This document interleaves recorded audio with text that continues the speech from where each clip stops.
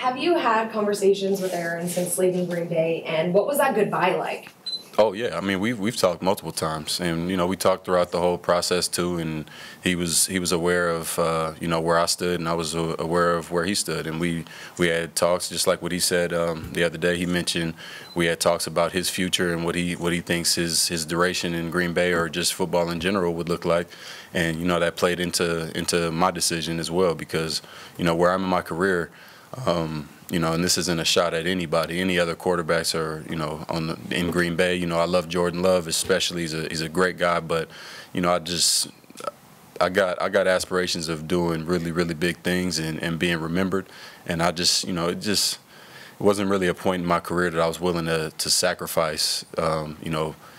Aaron not being there, after a year or two. So my decision was to be here, and he respected that. He understood that, it has a lot to do with where I want to raise my kids, family, being closer to home. I mentioned that to you guys when I first came up here. I had my grandparents never seen me play in 8 years, so to be able to have my family closer and, the suites are a lot more expensive here, but now I can have pack the suite out with the family. And but yeah, we've had a lot of good talks, man. He understands where I'm coming from. I understood where he was coming from, so we kind of just left it at that.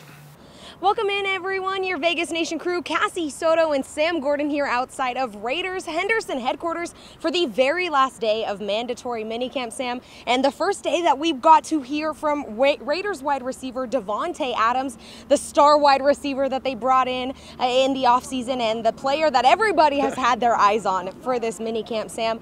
He came in and talked about his decision to come to Las Vegas and how important it was for him, a California kid, to be back closer to his family. And I asked him about that decision and the conversations that he's had with Aaron Rodgers since leaving Green Bay.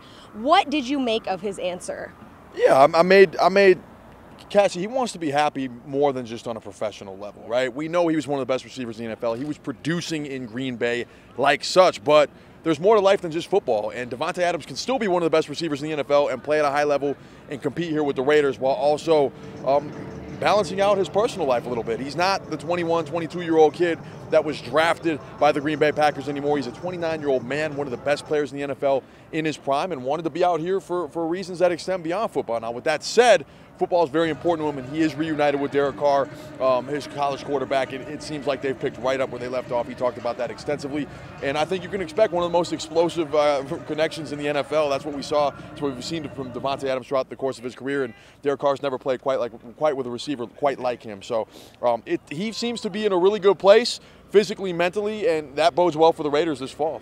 Well, we know that potential is just a word, right? It doesn't mean anything until September when these guys are on the field. But what is the potential of this offense with Davante Adams on the roster? Yeah, I think, Cassie, depending on how things go up front, I think you're looking at a potentially top 6, top 7 kind of offense. You have Davante Adams, who can do everything on the perimeter. You have Hunter Renfrow, one of the best slot receivers in the NFL. Darren Waller, we know what he can do at tight end, and he's more than just a tight end. He can line up all over the field. You have a multitude of running backs. You have depth beyond those 3 guys. So to me, when you take a look at what Derek Carr's working with, he has the most talented group of skill position players he's ever played with. If they can get everything solid up front, and that's been kind of one of the question marks, something we've monitored closely throughout the offseason program, you're looking at a really, really explosive offense, one capable of propelling this team toward the playoffs and perhaps deeper than the first round. That's where they went last year. Well, we also heard from second-year safety Trayvon Merrick on Thursday, a guy who put up 55 total tackles, 1 interception in his rookie year.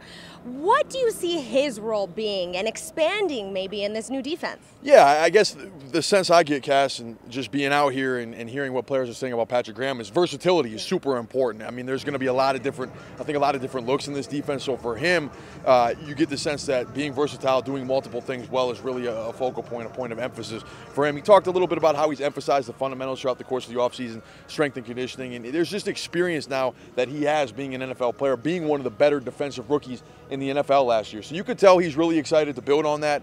And I think just, again, like a number of players have said on that defense, a lot of respect for Patrick Graham, what he wants to do, and they're not giving away too many secrets yet about how they're going to be used. That's right. Well, that will do it for mandatory minicamp for the Raiders. We will be back next week on June 14th. The Raiders have OTAs on the 13th and 14th, and then they go on a bit of a summer break there, Sam, until July. So for everything you need to know about the Raiders until then, head on over to vegasnation.com. He's Sam Gordon. I'm Cassie Soto. We'll see you soon.